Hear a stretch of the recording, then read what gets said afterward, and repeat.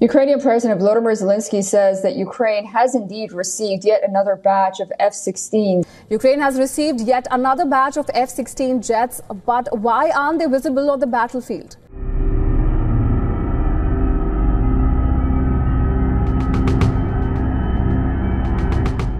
যুক্তরাষ্ট্রের না, জেলেনস্কির অস্ত্র আসলো কোথা থেকে?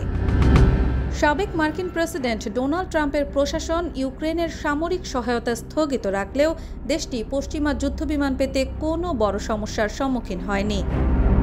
সাম্প্রতিক ঘোষণায় ইউক্রেনের প্রেসিডেন্ট ভ্লাদিমির জেলেনস্কি নিশ্চিত করেছেন যে নতুন একটি চালানে বেশ কয়েকটি F-16 যুদ্ধবিমান ইউক্রেনের বিমান বাহিনীর কাছে পৌঁছেছে।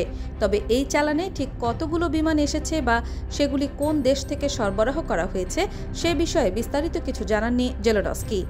তবে পশ্চিমা সংবাদ মাধ্যমের মতে এই যুদ্ধবিমানগুলো নেদারল্যান্ডস, ডেনমার্ক, বেলজিয়াম ও নরওয়ের মতো ইউরোপীয় দেশ থেকে আসতে পারে, কারণ পূর্বে এই দেশগুলো কিয়েভকে F-16 দেওয়ার প্রতিশ্রুতি দিয়েছিল। রাশিয়ার বিরুদ্ধে প্রতিরক্ষার জন্য ইউক্রেন দীর্ঘদিন ধরে উন্নত যুদ্ধবিমান চেয়ে আসছিল। 2023 সালের শুরুর দিকে নেদারল্যান্ডস এবং ডেনমার্ক ঘোষণা করেছিল যে তারা ইউক্রেনকে F-16 সরবরাহ করবে। এরপর মে মাসে যুক্তরাষ্ট্রের তৎকালীন প্রেসিডেন্ট জো বাইডেনের প্রশাসন রাশিয়ার আপত্তি সত্ত্বেও ইউক্রেনকে এই উন্নত যুদ্ধবিমান দেওয়ার সিদ্ধান্ত নেয়।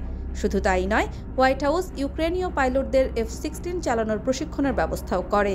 2024 সালের আগস্টে প্রথমবারের মতো নেদারল্যান্ডস ও ডেনমার্ক থেকে ইউক্রেনের হাতে F-16 যুদ্ধবিমান আসে। এরপর নরওয়ে ও বেলজিয়ামও তাদের সহায়তার প্রতিশ্রুতি দেয়।